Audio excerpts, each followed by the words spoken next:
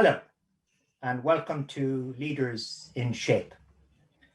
My name is Conor Gearty. I am a Vice President of the British Academy, and we're interested in this series. We've done a bunch of them now with more to come, in really talking through, and we hope in some kind of depth, with influential figures within and beyond academia, those who are shaping the future of social sciences, humanities, and the arts. And today we have somebody who comes from so many different of the various of our sectors, Tristram Hunt. Tristram used to be an academic. He's also led television programs, serious programs. He's been a politician, an MP for Stoke for a number of years. He's written books, has his PhD, and he's now the director of the Victorian Albert. So he's a polymathic from the shape perspective. And we're going to get a chance to talk with him collectively because I'll be leading the conversation, but we're very keen to get questions from you all through the Q&A mechanism, which should be at the bottom of your screen now that we remain remote. And we'll weave in the questions as we begin and carry on our conversation. So don't wait, get the questions in early, and I'll try and put them to Tristram as we work our way through the 45 minutes or so, 30 minutes of me, plus 15 or so minutes interweaved of questions from you. Tristram, it's unavoidable to start with a question which I can pose to no other participants in this series. You've been an academic, you've been on TV, you are a director of a distinguished museum, you have been in politics. From the perspective of this series, how to lead in shaping our culture, where do you put those four? Conor, it's lovely to be with you, and first of all, support all the work that the British Academy is doing, particularly in supporting the humanities and making the case there. I think being in the role I am in at the moment, in terms of an institution with, in a good year, 4 million visitors, with people seeing our exhibitions around the world, with publications, with research into material culture. I think in terms of the different places I've been in, for me, this is a role in which one can have the greatest impact in terms of shaping culture. But stepping back, I think, whether you look at the work of culture ministers in the past, or whether you look at the work of specific publications, I think people at moments, be it in politics or literature or institutions, in all of those spheres can make profound impacts when, and you've studied, people in moments when those two forces come together. And as a politician, hopefully in Stoke-on-Trent, I made some impact in terms of culture in that city. But, stepping back, I was always in opposition. And then when Jeremy Corbyn was leader of the opposition, I was kind of in opposition. So my impact there was pretty limited. Now, what's been fascinating to watch is you leave politics to take a job in a museum. Now, a few years ago, we'd have been looking forward to a conversation about which things to put before the public, or whether to pay or not to pay, or how to cope with this or that room. But now you've left politics to enter politics. And what's extraordinary is the range of powerful cultural issues that are thrown up by the current commitment to various things which have an immediate impact on places like the V&A. And we'll start with one, unavoidably, and already we have a question in on this. You wrote a very interesting piece in Prospect, and you were talking about, I think it might even have been your term, imperial trophy hunting. So no one denies that things went on in the past, and the V&A is connected quite a bit to the East India Company. And this has been recognized increasingly in our culture. We've got the Holocaust Return of Cultural Objects Act, which is about the Nazis. So it creates a framework for this, for return, at least I obscure it, for return. We've had a remarkable intervention by the President of France about this. We have the human right of indigenous peoples, which you've acknowledged. There's a lot going on. Guidance from the Institute of Art and Law due. The pressure is building, isn't it? The pressure is building, and maybe rightly building, not pushing it too hard, to just say, look, stuff we got in certain kinds of ways, the time has come to acknowledge that and put them back, in inverted commas, back where they belong. How do you react to this growing energy?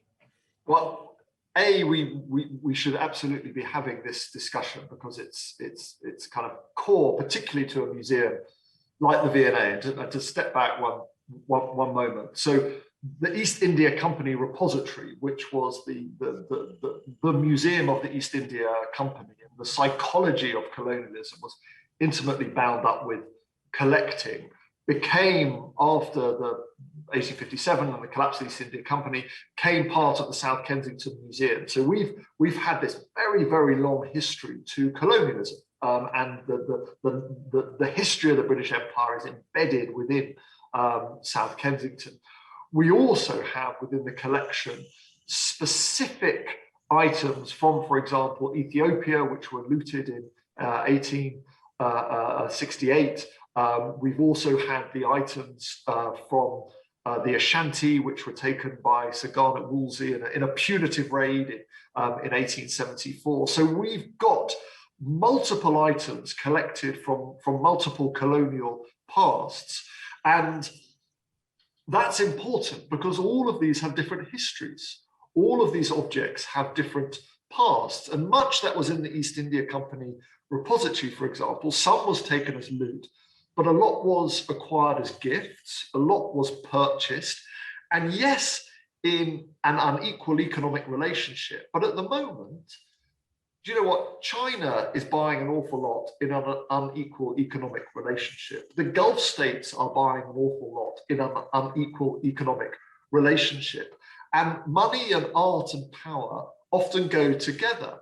And so I think there are specific items, for example, the restitution of the Ethiopian collections, where we're in a really detailed dialogue with the Ethiopian embassy. Similarly, our Ashanti collection, where we're in a detailed dialogue with museums in Ghana. But and this is what I've learned here, you do have to begin with the object and the specific history of the object, rather than that kind of macro idea that Britain was very powerful in the 1800s, ergo everything in the collections in that time is wrongfully acquired and needs to be dispersed, which for the kind of Savoy-Sarr approach, which President Macron commissioned, they have effectively argued, and it's very radical, but it's also very clear, that everything in a French museum between 1880 and 1960, which was acquired from countries with which France had a colonial relationship, for which there is not a specific and detailed, as it were, invoice and receipt, should be returned. And I think that blanket political approach is not the right approach. Well, we have to some extent intellectually sold the past, because we need to put comma unless it's the Nazis. So in the UK, we have a system, you know, I mentioned it, there's an advisory panel, it's supposed to look into things, but it's very narrowly defined. So how can we say unless it's the Nazis and maintain the credibility of our objection? Is the objection not exactly the same for the Nazis, Tristram? The difference, I think, with the Nazi spoliation is private property rights. The difference is because the families need to come forward for the specific family rights that pertain to them. And at the V&A, we have returned Meissen artifacts to families where it was stolen by the Nazis in the 1930s. But I think, you know, you look at that and you say, well, hold on, that was stolen by the Nazis in the 1930s, but this was looted in the early 1900s. You know, what is the big difference here between those items? And I think we will debate that over the coming years. But for a museum like the V&A and the British Museum and some others, our trustees cannot what's called deaccession. Nothing can be removed from the collection. So my way around this, and I'm passionate about sharing our collection much more widely, is to think about long-term loans of what we have in the collection. But then, you know, as it were, colleagues in Ethiopia rightly say to me, hold on, you want us to borrow stuff from you that you looted from us, and at the moment that's all we can do. But we've done it with colleagues in Spain where items were looted, and then we've returned those to Spain on a long-term loan. So there are ways around it, but this will have to be solved at a political level at a certain juncture. By something like a directive in legislation, and then you've got a radical critique, which isn't in Ethiopia. We're getting our questions are coming in, and one is here from Dan Hicks, whom you know, Dan, I think, a strong, engaged figure here.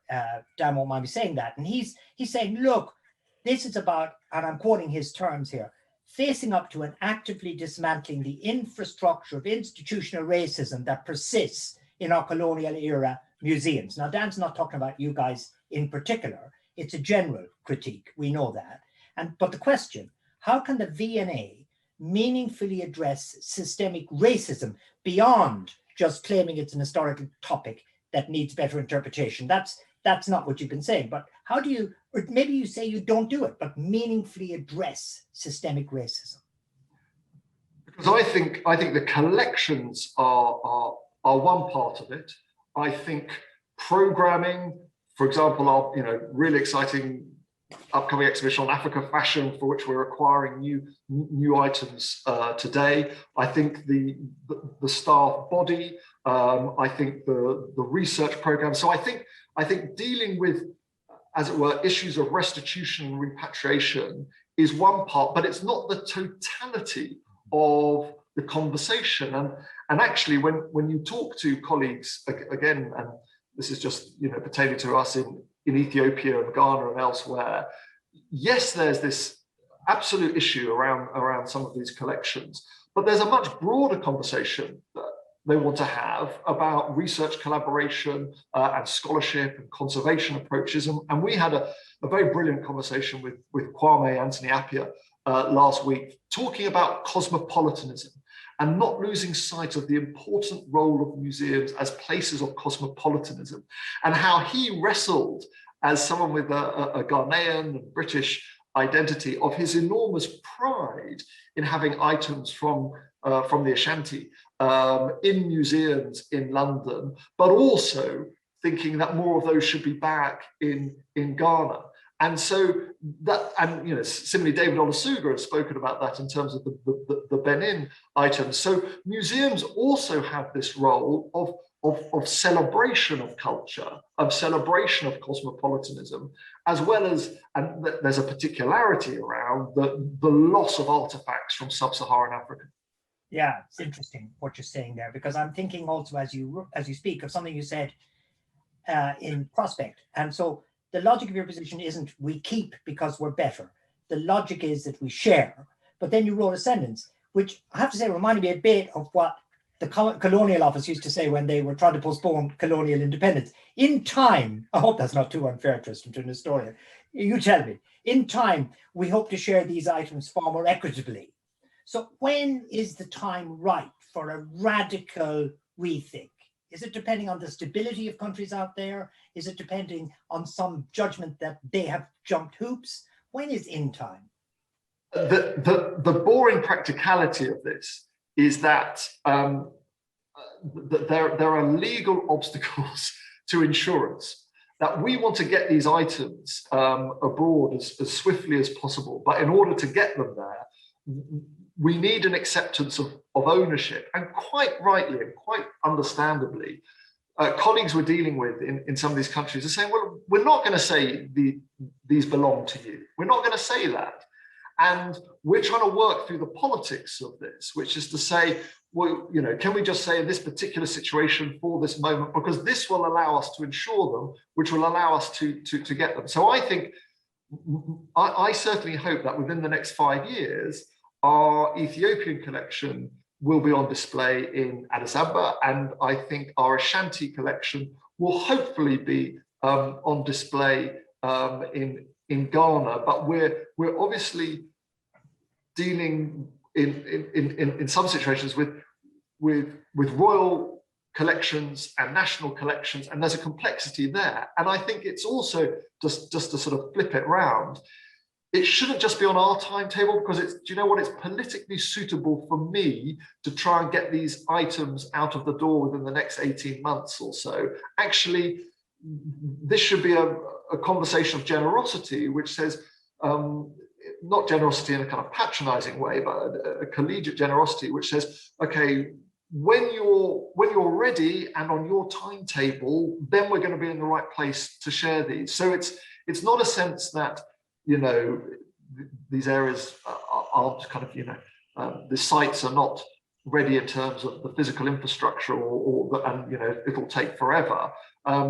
When we've got the legalism sorted out, we're going to have our conservation teams on the ground to make sure the humidity rates are right and all of that kind of stuff, because trustees do still have a legal responsibility for these collections. But I think within the next 5 years. Yeah, very interesting. What I'm going to ask about now is a kind of sister subject. I talked about politics being unavoidable. There's the here and now, the contested presence. You know, there's a lot of criticism about the settlers. There's a lot of head of steam about funders, contemporary funders. I work at LSE. We were extremely badly burnt by associations with funders. Everywhere's risking it. You've got this thriving association with China, you know, different parts of China. You've mentioned it already. There's a country that doesn't like being criticized for its human rights record. There's people in Britain whose careers have been ended just recently by criticisms about their treatment of the Uyghur, for example. How do you, as in the end, the top guy in the V&A, how do you navigate these contested presents as well? With people saying, get rid of the settlers, get rid of the connection with China, won't let you bring in BP, the new ethic. How do you manage and navigate that one, Tristram? I think it's part of the job, and I think one doesn't always get it right, and you have to make these calls. The background is that we have a mixed economy model of political funding, and that's good and bad. And on the bad side, it means that we spend a lot of time having to make sure that we're raising the money in the appropriate ways and connecting with people. The good side is that it reduces our over-dependence on government. It makes us connect with business, which I think is important. You know, the V&A began out of the 1851 Great Exhibition of Industry of all nations. You know, the Crystal Palace was decried as a great kind of, you know, department store. So we have this commercial past, and we also are proud to have in our shops, you know, work by designer makers, by craftspeople, you know, so we don't regard commerce as grubby. We like commerce at the V&A, and actually, you know, one of the original titles was the Museum of Manufacture. And what's the alternative? The alternative is, you know, in Russia, you know, you go around the wonderful Hermitage and each room isn't sponsored because the entire thing is, as it were, taken care of, or similarly in aspects of France, and there's more political control there. So raising money from a kind of a mixed economy model gives us, at some level, a criticism of dependence on this, but also at another level, actually independence. Our problem at the moment, Conor, is that the V&A has been very enterprising. And the last year, enterprise has fallen away. So we're actually very dependent upon government at the moment. The China question is really interesting. And again, we're all going to wrestle with this. We have over 20,000 objects from China. To say that we can't be engaged with China or shouldn't be engaged with China whilst holding this phenomenal collection, some of which was taken from the burning of the Summer Palace, would, I think, to go back to your earlier questions about kind of, you know, colonial mentalities and sort of Western stances, would also expose us to some of that criticism in a different light. So we work with partners that we you know feel connected to and supportive of, and are kind of progressive and moving in the right direction. But it's always a risk. It's always a risk. Don't peer behind. I was briefly on the committee at LSE where we worked out reasons why we shouldn't take money, because we were so anxious. And if somebody turned up with a few million, we'd say, what's wrong with them? And we'd research everything from parking tickets to wholesale fraud. do you have any kind of ethics committee, which is a sort of anxiety warning slot in your Oh, document? absolutely. Oh, yeah, no, and we've we've got a traffic light system, and we've turned down money, and I turned down funds only the other week, and we also report to the audit committee on this, so trustees are aware of it. And just as with everything, some things get through the net, but we also, we're delighted people want to be involved with the V&A and be supportive, and the vast majority actually are, philanthropic, and that's to be, admired and supported. Robert Bewley asks, you mentioned money, Tristram, we should acknowledge not only the government money falling, but my goodness, COVID year, we'll come back to that now. 40 million drop, I think, in your revenues. Robert asks, so an interesting kind of shapes question. In terms of shaping the past for the future, how influential do you think the introduction of lottery funding has been in British cultural heritage? So a bit more than just lottery and cultural heritage. Oh, I mean, it's transformative. What the lottery did was to democratize a notion of heritage and access to heritage, and in a sense, put money behind the celebration of diverse narratives and diverse identities through heritage in the UK, as well as just, if you remember, Conor, I'm sure you do, the state of the British cultural infrastructure in the mid-1990s was appalling.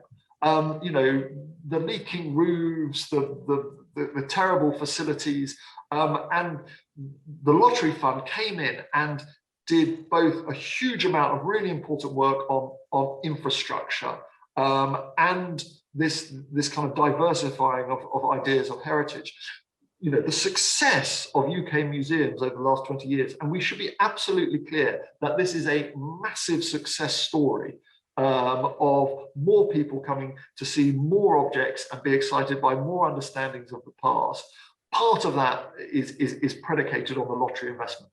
And relatedly, a couple of anonymous questions, but we talked a little bit about reaching beyond the shores of the United Kingdom. But an interesting question, anonymous: how important is it to have large national museums with bases or run programs outside London? Now, you've got Stratford. We should talk a little bit about the Stratford initiative and how it's coping with the whole COVID world, but more than just London.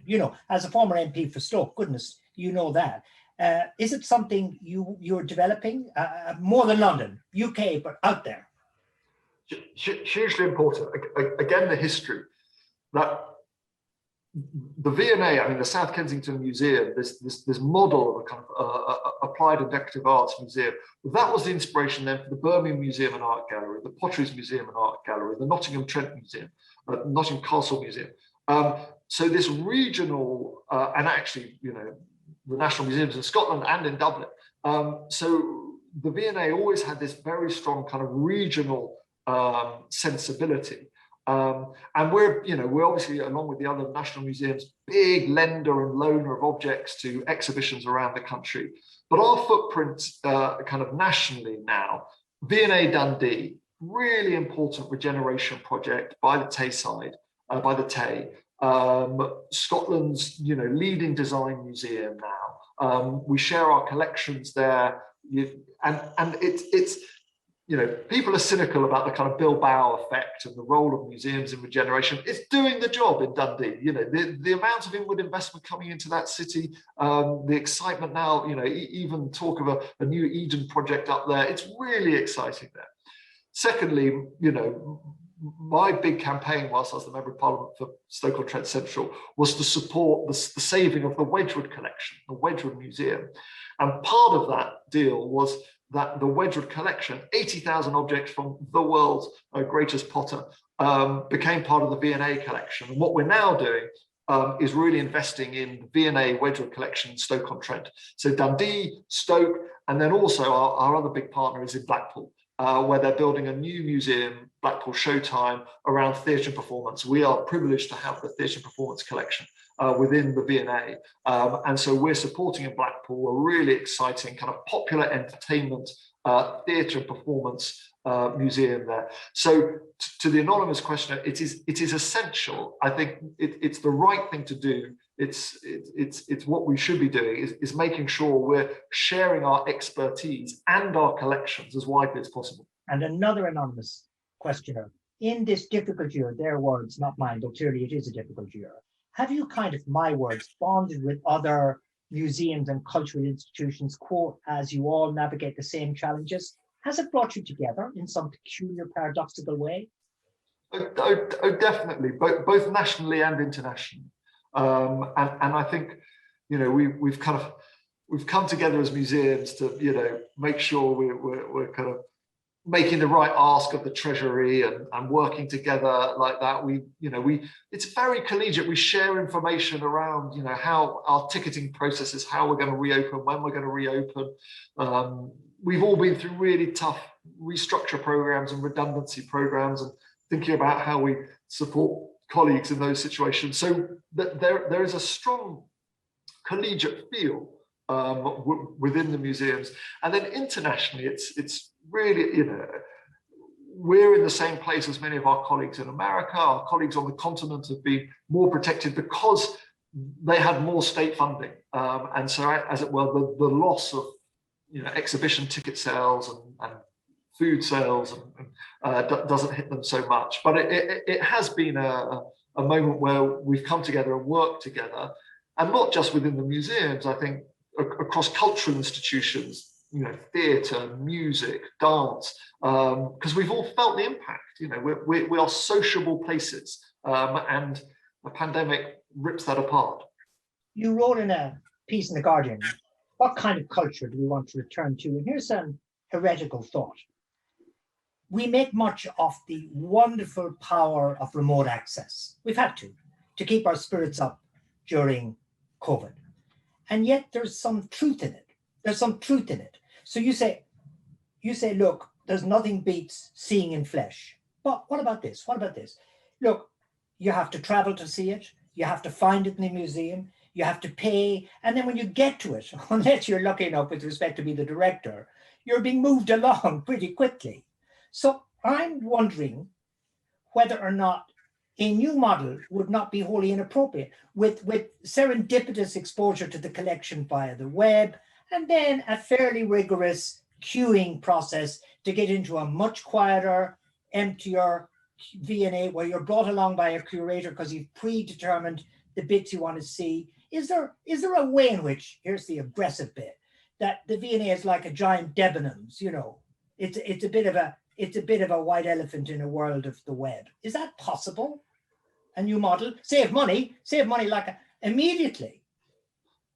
I mean, I like the proposition that, as it were, you've researched it online first. You know, you want to go and see, you know, the Turner and the Constable and the Three Graces, and you come and then you, as it were, you pre-book and then you take that. But I think what that takes away, and what I feel a desperate sense of loss of, is one of the great wonders of living in an urban environment, of just coming and going from a gallery and you know, this is a privilege for those who live in London or Edinburgh or Manchester or Liverpool, and that serendipity as well, that I'm going to turn left, not right. I'm going to go to the Buddhist galleries rather than the Raphael court. I'm going to see something I hadn't known before. So in a sense, I've got this strong sense we've all been told what to look at. If you like this, you'll like that. The kind of algorithm of predictive capitalism has funneled us down ever narrower corridors. And the great wonder of the British Museum or the V&A is to wander and enjoy. And I think that's been one of the great losses. I mean, I think we will still have to plan, just as we have to book our place at the swimming pool or in a restaurant. We're going to have that, one way or another for another year probably. But my ambition is, as soon as we don't have to have it, is to get rid of it. And even if we lose some sort of data sets on the back of it, I think that free civic virtue of wandering into these great places of learning and discovery, and crucially in London for free, is really important. Yeah, so being free is essential to that model, isn't it? It collapses if you charge. It collapses if you charge. Now, the economics of it are such that if you charge, your numbers fall by 50%. And our model is that free entrance means that people are, coming to the shop, they're coming to the cafe, they're coming to the exhibitions, and so they're paying in a different way. The other way in which politics is unavoidable is something wholly unexpected in British culture, which is that civil society broadly, the BBC, the museums, I would include the universities, even now the law, are coming under pressure from a very popular government led by a very popular figure to conform to visions of what that government believed Britain to be and to become. And we see occasionally people resigning from as trustees. We saw Sir Charles Dunstan pull out the Royal Museums Greenwich. We've seen some pressure on the Science Museums group. You know what I'm talking about. Pressure from government to conform, I'm using words explicitly, recklessly, to conform to an agenda. Government meets you, you all have to agree things. Do you feel under pressure to represent a certain way of doing culture that whoever the latest culture minister is, if he's called or she's called a culture minister, approves of? Well, I obviously have to be careful what I say, because I am careful how I asked him, didn't I? I am a public servant. Well, I mean, first of all, I was a sitting Labour member of Parliament, appointed the director of a cultural institution, and so there was some kind of cross-party generosity around that, which it would be churlish not to acknowledge. I've never felt under any pressure about a kind of exhibition or a publication or a kind of partnership from political forces. But I also think it's good for ministers to understand, just as with the BBC, that the strength of these institutions around the world is born of their independence and their sense of autonomy, and that this is the great irony, that they help to project an idea of Britain because they're not connected to the government. And the language, soft power can go quite swiftly if you are regarded as an agent of government. The strength of BBC television is very different to Russia Today, because we know there's a distinction between it. And so however frustrated ministers are about, I'm, as it were, the Minister for Culture, why can't I be in charge of culture? The whole point is that for the success of British cultural institutions, both at home and abroad, ministers have to kind of step back and realize that autonomy is important, even if it is supported by taxpayers' money. And that's difficult. That's difficult to kind of swallow. Even if stepping forward involves arguments where ministers eventually lose, but they get the votes. So what maybe they've happened upon is a new idea, which is this quarreling with the fashionable metropolitan types is good for political business at a crude level. And so they don't have to win. They don't have to break up the V&A. They don't have to break up the BBC. They just have lots of energetic discourse about how metropolitan we all are, and that's enough for them. I mean, I think you see certain instances when almost both sides enjoy it. That there is a sort of attempt to, on I would say the kind of the more radical left, to regard museums, universities, the BBC, all of these what are traditionally regarded as progressive parts of the fabric of civil society as inherently either racist or sexist or capitalist or invalid in terms of some contemporary identity politics, and on the right, us as sort of irredeemably woke and metropolitan and cosmopolitan and all those words which I often think are quite good words. And our role is not to be party political. Our role, I'm absolutely sort vehement about this, is to know what we're doing and to stick in our lane and keep going. And our mission is to broaden horizons through the exploration and celebration of material culture, and not to be involved in party political battles about funding levels and arguments over the nature of flags and identity. We explore that through doing wonderful exhibitions on Africa fashion. We explore that through doing wonderful exhibitions on Epic Iran, which we're about to open. We kind of thicken the conversation through our actions rather than having the kind of totemic struggles, which on left and right will be enjoyed almost too much. Liz asks, government has announced it is halving funding for high-cost courses that they do not deem strategically important, as Liz puts it. And then the question, which is very connected to what we just talked about, how do we address this narrative that the arts are recreational rather than a vital part of the UK's cultural and economic health? The arts are not a business, though we are entrepreneurs in some ways. The arts is culture. How do we do that? How do we address that narrative? Take it on. I think it's so important that you can have a really clear argument, which your organisations like the Creative Industries Federation pursue very, very well, of the importance of the creative industries to the UK economy and what we sell abroad and our film industry and our culture industry.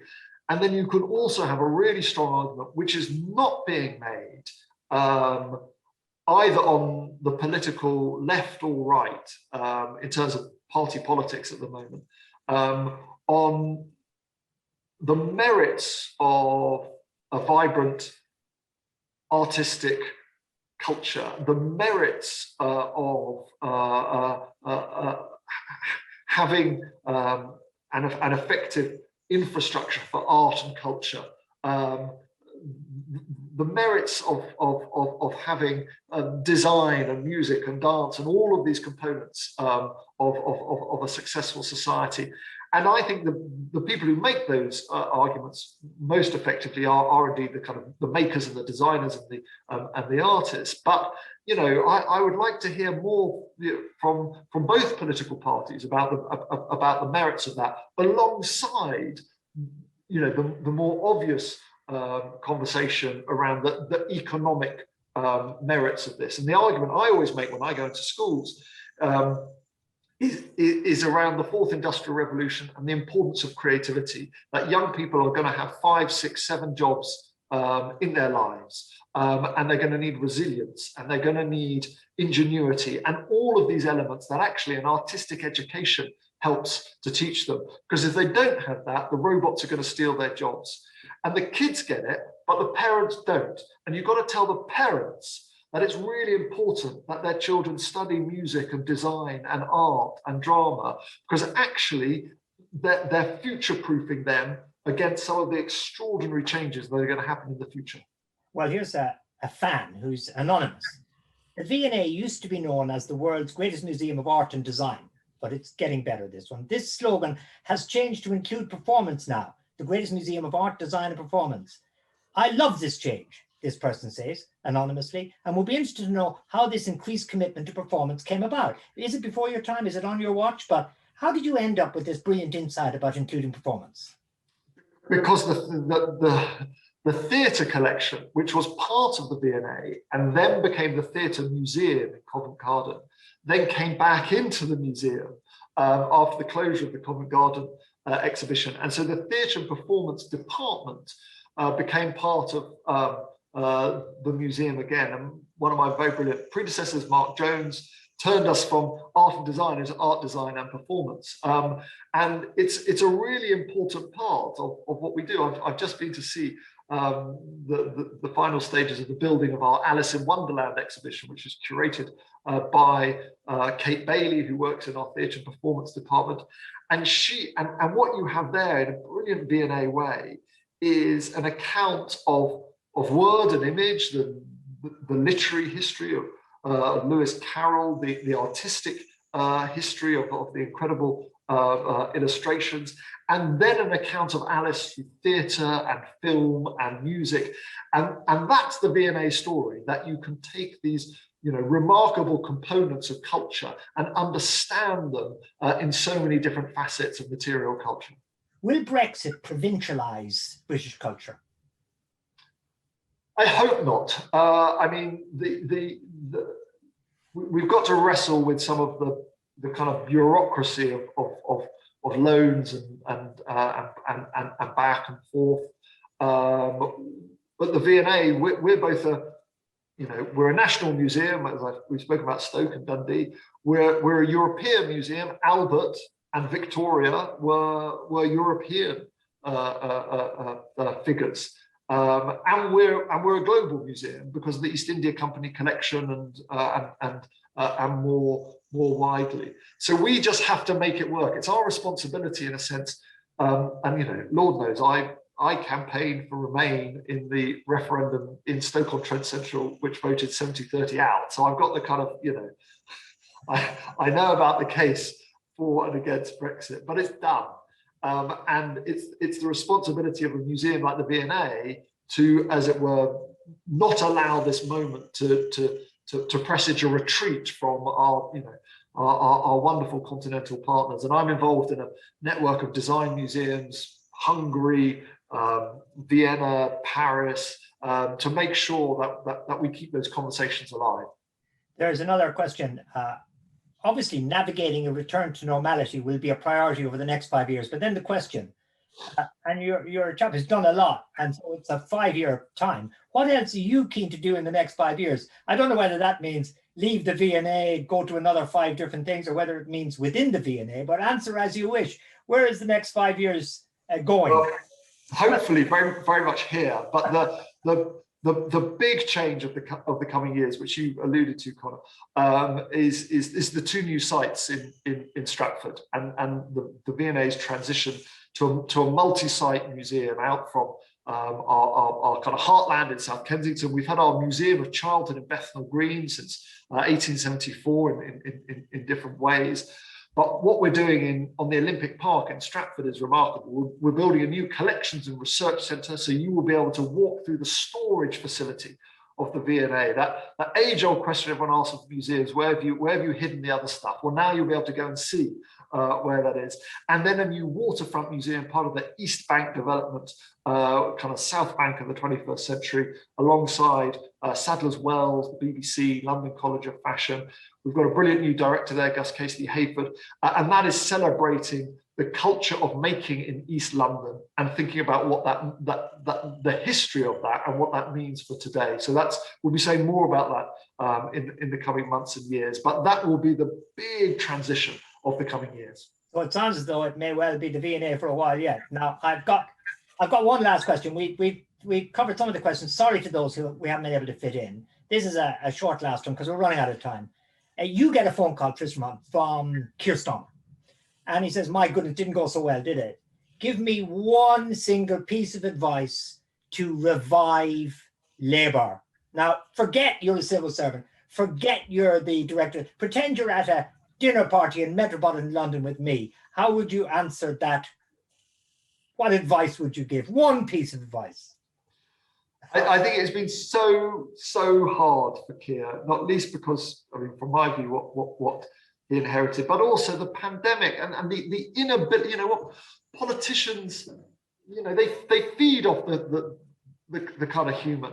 I think the Keir story, Keir needs to get, in a sense, the backstory right about him as the prosecutor, him as the kind of what he achieved there, and then how that translates to the kind of leadership he provides for the Britain of the future. And I do think having a kind of a sort of policy vision. Everyone always says this, but having a backstory, a clear idea of what the leadership entails, and then a policy, a kind of easily understandable policy framework for the future in quite narrow, tight terms is really important.